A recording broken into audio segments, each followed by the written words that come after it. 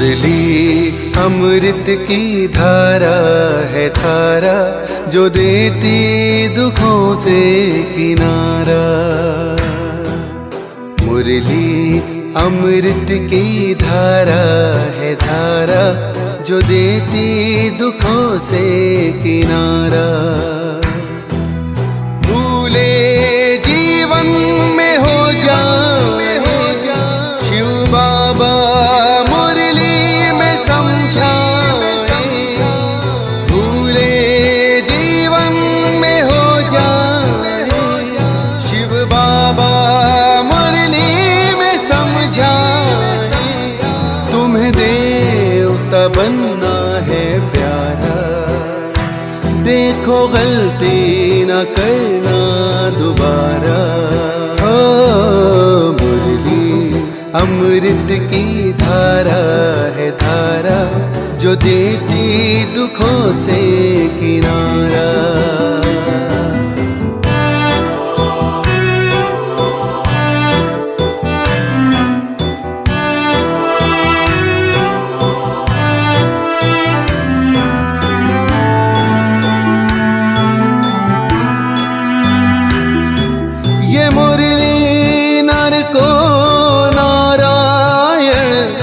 नारी को लक्ष्मी बनाए, ये मुरली नारी को नारायण, नारी को लक्ष्मी बनाए।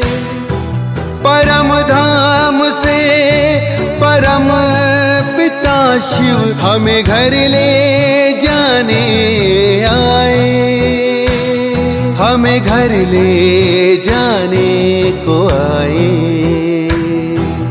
चारों युगों में जो खेल हुआ वो पूरा होने को आया।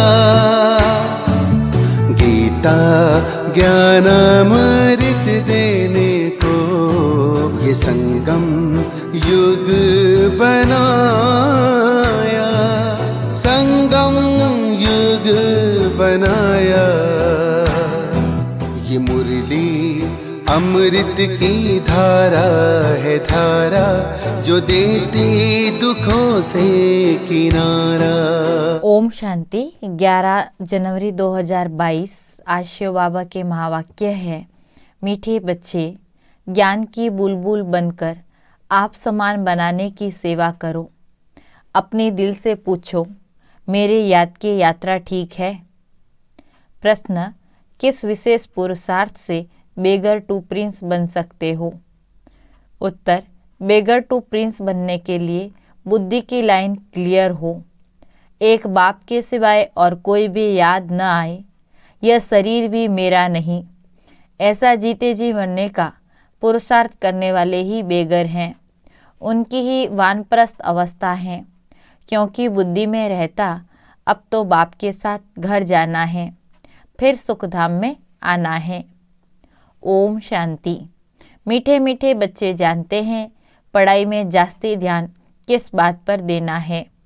सर्वगुण संपन्न, 16 कला संपूर्ण, संपूर्ण निर्विकारी, मर्यादा पुरुषोत्तम, अहिंसा परमो धर्म बनना है। देखना है हमारे में यह सब गुण है, जो बनना है उस तरफ ही ध्यान जाएगा ना। यह बनेंगे कैसे? पढ़ने और पढ़ाने से।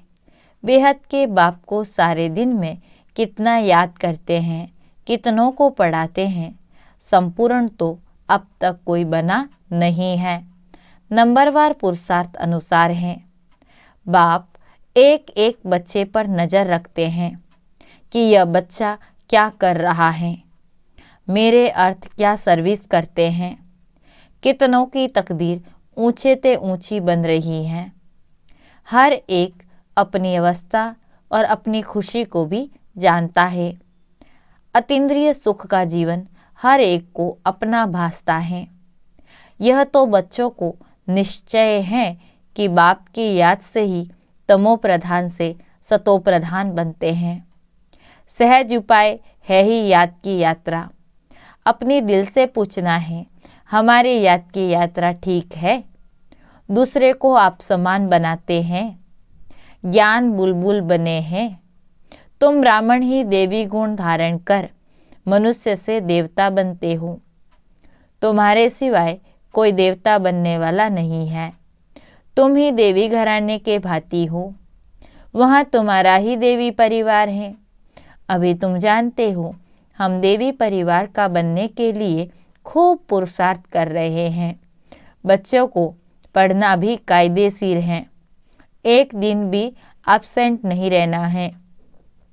भले बीमार हो, खाट पर पड़े हो, तो भी बुद्धि में शिव बाबा की याद रहे। आत्मा जानती है हम बाबा के बच्चे हैं। बाबा हमको घर ले चलने आया है। कितनी सहज याद है। यह भी प्रैक्टिस चाहिए। बुद्धि में एक बाबा की ही याद रहे। बाबा आया है। हम शांति धाम में जाकर फिर सुख धाम में आने वाले हैं। पिछाड़ी तक इतनी मेहनत करनी है जो एक शिव बाबा की ही याद रहे। और संग तोड़ एक संग जोड़ना है। मुख से कोई जाप नहीं करना है। औरों को आप समान बनाने के लिए पढ़ाना भी है। बाप समझाते हैं तुमको उस अवस्था में जाना है जिस सतो प्रधान अवस्था में तुम यहाँ आए थे। उस अवस्था में जाकर फिर उसी अवस्था में आना है सतयुग में। कितना सहज है। तुम भक्ति मार्ग में गाते थे, आप जब आएंगे तो हम और संग तोड़ एक तुम संग जोड़ेंगे। इसमें ही मेहनत है। पवित्रता की बात भी मुख्य है। ग्रस्त व्यवहार में रह कमल फूल समान बनना है। वह कमल भी पानी से, धरनी से ऊपर रहता है। तुम चैतन्य फूल भी देह की धरनी से ऊपर हो तो तुमको भी प्रतिज्ञा करनी है हम पवित्र रहते हुए एक आपको ही याद करेंगे, जो अंत में सिवाय आपके और कोई की याद न आए, कोई अवगुण भी न रहे। जो बच्चे ऐसे बनते हैं वह सदैव हर्षित रहते हैं। यह प्रैक्टिस अच्छी है। इसे अच्छी रीति प्रैक्टिस करना है। बच्चे जानते हैं कभी कभी अवस्था मुरझा जाती है। माया झट छुई मुई कर देती है। हर एक को अपने आप से पूछना बहुत ज़रूरी है कि हम कितना बाबा की याद में रहकर हर्षित रहते हैं, कितना बाबा की सेवा में टाइम देते हैं। भले कोई कैसा भी है, तुम बच्चों को सेवा करते ही रहना है। जांच करते हैं कौन वर्षा पाने के लायक हैं। जैसे बिच्छू को मालूम पड़ता है यह पत्थर है या नरम चीज़ है, तो पत्थर पर कभी डंक नहीं लगाएगी। तुम्हारा धंधा ही यह है। तुम बेहद बाप के स्टूडेंट हो ना। पढ़ाई पर बहुत मदार हैं। शुरू में बच्चे मुरली बिगर एक दिन भी रह नहीं सकते थे। कितना तड़पते थे। क्लास में बड़ी बहनों ने गीत सुनाया, तेरी मुरली में है जादू बाबा। बांधेलियों को कैसे मुरली पहुंचाते थे। मुरली में ही जादू है ना। कौन सा जादू? विश्व का मालिक बनने का जादू। इससे बड़ा जादू कोई होता नहीं। तो उस समय मुरली का तुमको कितना कदर था। मुरली पहुंचाने के लिए कितना प्रयत्न करते थे। समझते थे पढ़ाई बिगर बेचारे का क्या हाल होगा। यहाँ बाबा जानते हैं बहुत ऐसे बच्चे हैं जो मुरली पर पूरा ध्यान ही नहीं देते। मुरली तो बच्चों को रिफ्रेश करती है। भगवान जो तुमको विश्व का मालिक बनाते हैं उनकी मुरली नहीं सुनेंगे तो भगवान टीचर क्या कहेंगे। बाबा को वंडर लगता है। चलते चलते बहुत बच्चों को माया का तूफान ऐसा लगता है जो मुरली पढ़ना, क्लास में आना छोड़ देते हैं। ज्ञान से नफरत माना बाबा से नफरत, और बाप से नफरत माना विश्व की बादशाही से नफरत। माया बिल्कुल नीचे ले आती है। बुद्धि को एकदम मार डालती हैं जो कुछ भी समझते नहीं। बल भक्ति तो बहुत करते परंतु एकदम ब्लाइंड फेथ, बेसमझ बन गए हैं। बाप खुद कहते हैं तुम कितना लायक थे, अब न लायक बन गए हो।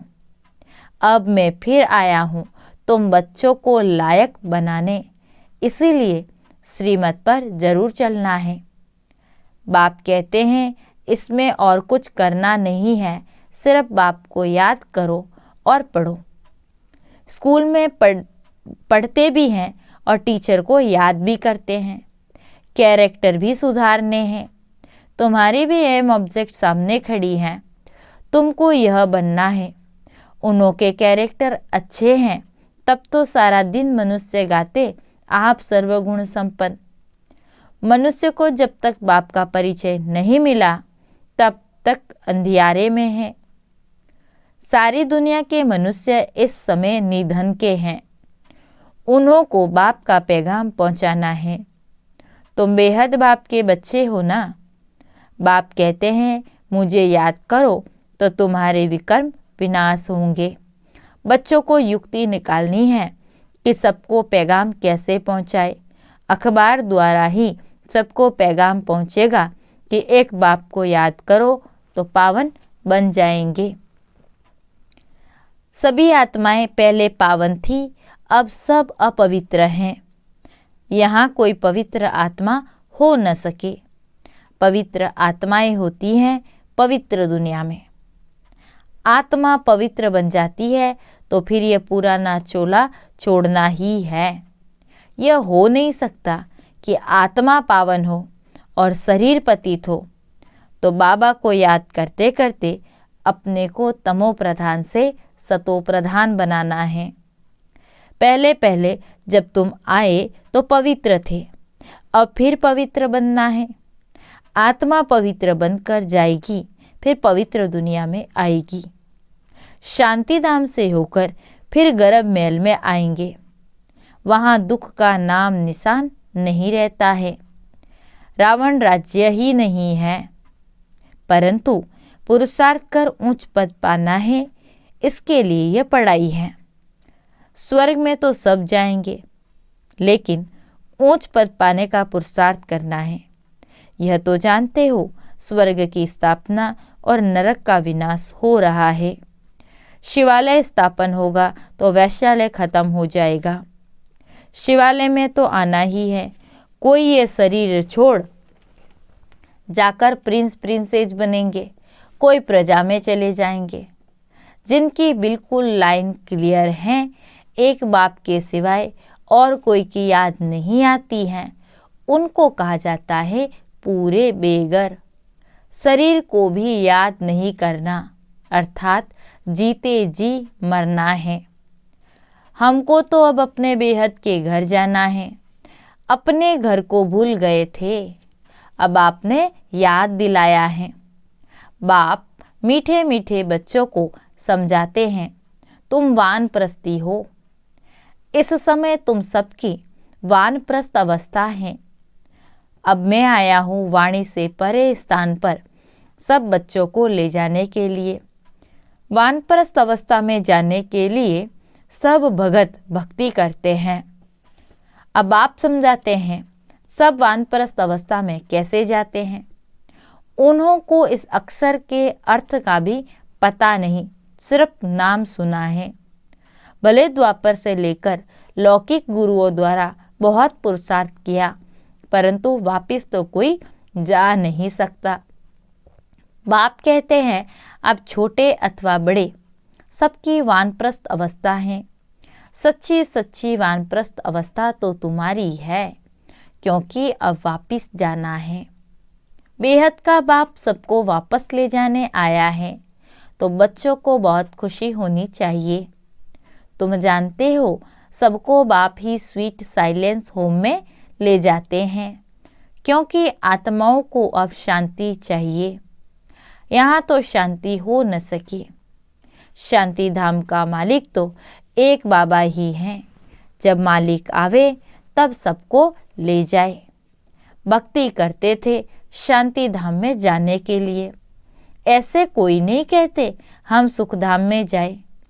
बाबा कहते हैं हम तुम बच्चों को प्रॉमिस करता हूँ कि तुम सबको घर ले जाऊंगा, अगर मेरी श्रीमत पर चलेंगे तो। सुख धाम में कोई भी न चले, शांति धाम में तो जरूर ले जाऊंगा। छोड़ूंगा किसी को भी नहीं। नहीं चलेंगे तो सजाएं देकर, मारपीट दिलाकर भी ले जाऊंगा। जैसे बच्चों को सजा दी जाती है ना, तुम बच्चों को भी ऐसे ले चलेंगे, क्योंकि ड्रामा में पार्ट ही ऐसा है। इसीलिए अपनी कमाई कर चलो तो अच्छा है, पद भी अच्छा मिलेगा।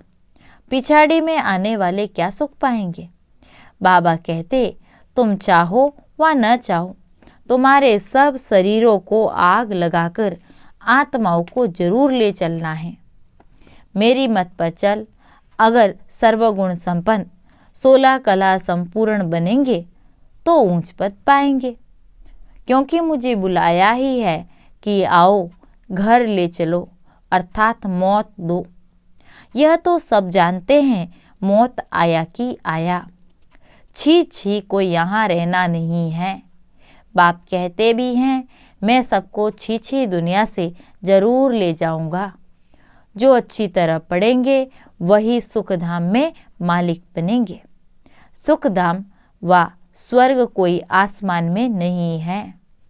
तुम्हारा यादगार दिलवाड़ा मंदिर में है। आदि देव बैठा है, बाप दादा है ना, इनके ही शरीर में बाबा विराजमान होता है। तुम जानते हो, यह बाप दादा दोनों बैठे हैं। इस समय तुम बच्चे जो राजयोग सीख रहे हो, उनकी निशानी मंदिर में दिखाई है। महारथी घोड़े सवार भी हैं। कलप कलप हूबहू ऐसा ही मंदिर बनेगा, जो तुम जाकर देखेंगे। तुम कहेंगे यह सब टूट जाएंगे, फिर कैसे बनेंगे?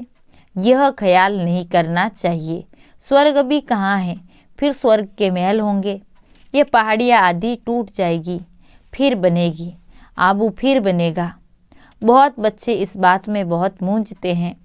बाबा कहते हैं, मूंझने की दरकार नहीं। कहते द्वारिका समुद्र के नीचे चली गई, फिर निकलेगी। नीचे जो चीज गई सो गई, खत्म हो जाएगी। तुम जानते हो, स्वर्ग में हम अपने महल आदि बनाएंगे। वहाँ बिल्कुल ही सतो प्रधान सब नई नई चीजें होगी। तुम वहाँ के फल आदि साक्षात्कार में देख कर आते हो। तुम जानते हो, हम वहाँ जाने वाले हैं। वर्ल्ड की हिस्ट्री ज्योग्राफी रिपीट होती है, तो स्वर्ग भी रिपीट होगा।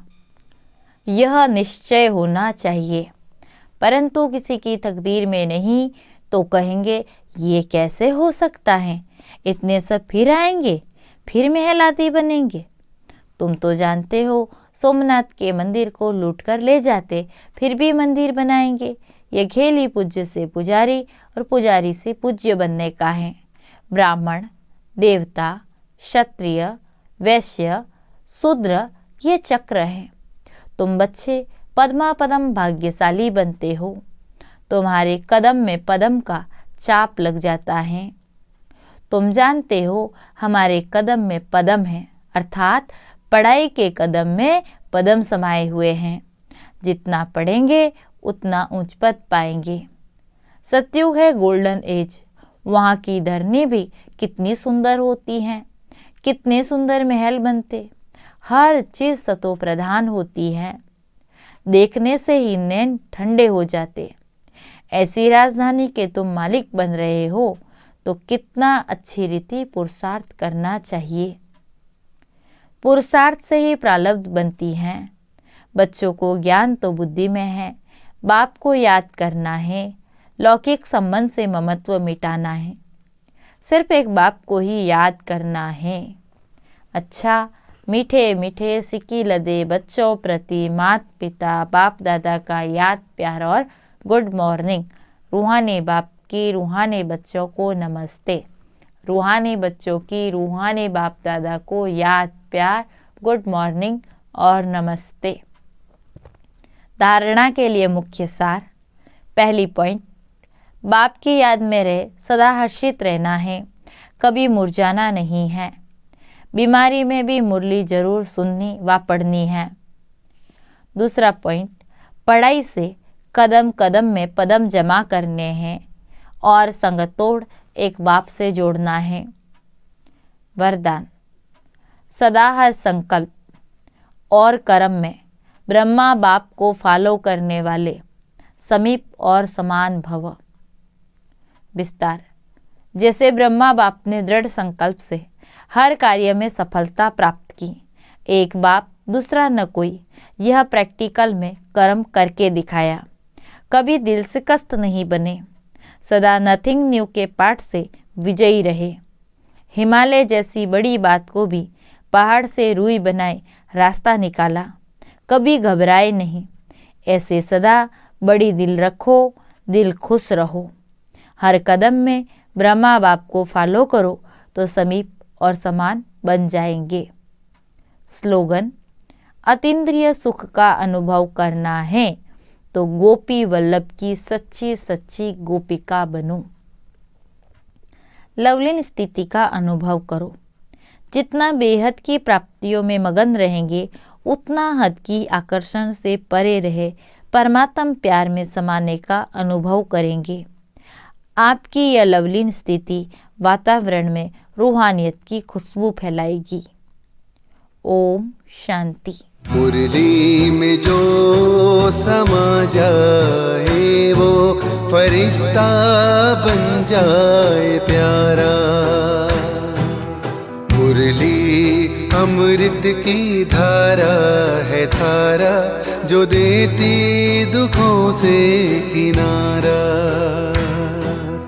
मुरली अमृत की धारा है धारा, जो देती दुखों से किनारा।